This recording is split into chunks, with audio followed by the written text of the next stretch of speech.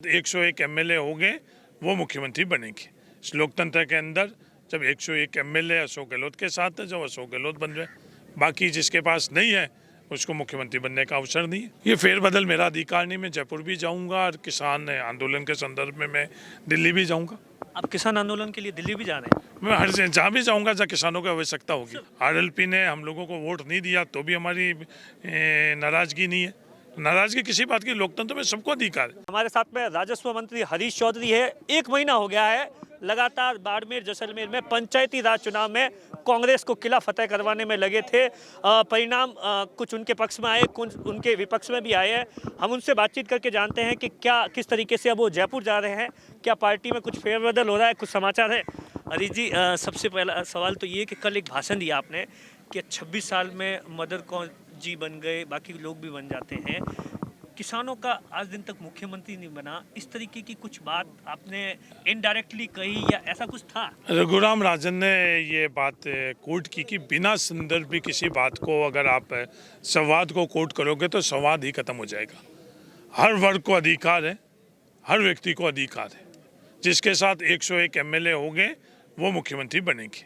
इस लोकतंत्र के अंदर जब 101 एमएलए अशोक गहलोत के साथ है, जब अशोक गहलोत बन रहे, बाकी जिसके पास नहीं है उसको मुख्यमंत्री बनने का अवसर नहीं है। मैंने कल युवाओं से अपील की कि आप योग्य बनो। योग्य बनोगे तो दुनिया की कोई भी किसान के पुत्र को रोक नहीं सकेगी। किस लिए? किसी भी पद के लिए। अमेरिका के अंदर कमला हैरिसन जाकर उपराष्ट्रपति बन चुकी है। वो किस पृष्ठभूमि की थी? अमेरिका के उपराष्ट्रपति के लिए कोई रोक सका क्या?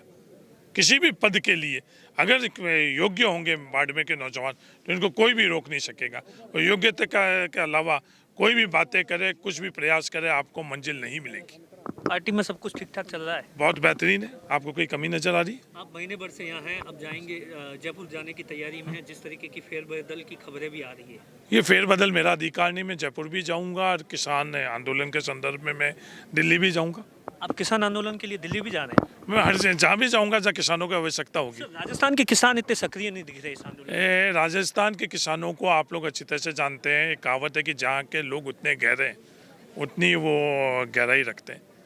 समय आने के ऊपर वो अपने तरीके से हर तरह का जवाब देने के लिए काबिलियत रखते हैं। वो तरीका अलग है।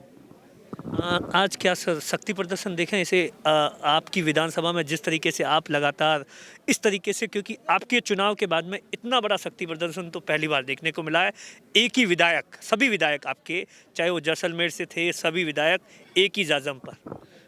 इस आयोजन से व्यक्तिगत तौर पर मेरा कोई लेना देना नहीं। मैं एक अतिथि के तौर पर मुझे बुलाया गया है और सभी लोग यहाँ आए हैं। ये महेंद्र चौधरी जी की खुद के व्यक्तिगत धन्यवाद सभा थी, जिसको बुलाया जो आए हैं वो लोग आए हैं। ये शक्ति प्रदर्शन किसी का भी नहीं था। हम अहंकार या शक्ति के बारे में करने वाले नहीं है। मान लाने की परंपरा है विनम्रता से साथ में लेकर चलने की। बैतू का चुनाव कैसा रहा? कितने विपक्ष कितना हैवी रहा? किस तरीके से देखते हैं चुनाव के परिणाम? बैतू के बारे में आपको हराने के लिए किस किस तरीके की ताकतें? नहीं, मैं तो चुनाव लड़ नहीं रहा था। जो उम्मीदवार थे वो चुनाव लड़ रहे थे। बैतू की जनता, मैंने भाई एमएलए के वक्त भी मैंने ये उनसे निवेदन किया कि जयपुर और दिल्ली में बैठकर लोग षड्यंत्र न रच रहे। आप जो भी फैसला बैतू के मतदाता लोग लोगे वो मुझे सहर्ष से स्वीकार है, पर लेना आप अपने विवेक से। और इस वक्त भी मैंने ये बात की। मेरे को कोई नाराज़गी नहीं है। जब तीनों अलग लड़े जब भी मेरे को नाराज़गी नहीं थी।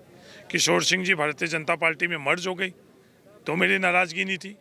आरएलपी और बीजेपी ने अंडरस्टैंडिंग करके चुनाव लड़ा तो मेरी नाराज़गी नहीं है।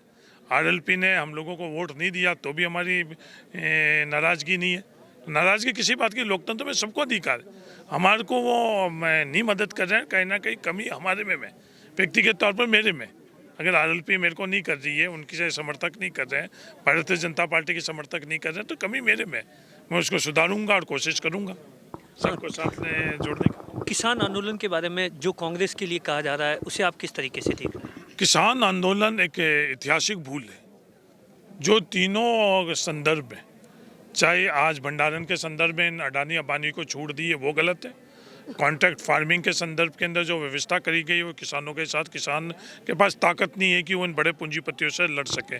और तीसरा जो मंडी व्यवस्था को ख़त्म करने की ये फैसले किए हैं, फ्री मार्केट जो कह रहे हैं, उसका चाहे बिहार में और अमेरिका और दुनिया में कहीं भी हुई, उस व्यवस्था का परिणाम क्या उसका कोई अध्ययन करेगा तो अपने आप ही उसको जवाब मिल जाएगा। जैसलमेर के बारे में क्या सोच रहे हैं? जिस तरीके से राजनीति के परिणाम आए उस वक्त भी मेरी आपसे बात हुई थी, लेकिन अब एकदम स्पष्ट हो गया है कि बीजेपी का जिला प्रमुख बना है, वो भी ऐसा बताया जा रहा है कि वहाँ के कांग्रेस के विधायक के परिवार से सहयोग से। क्या इन सब चीज़ों में सच्चाई है या ये कितना पार्टी के लिए घातक है?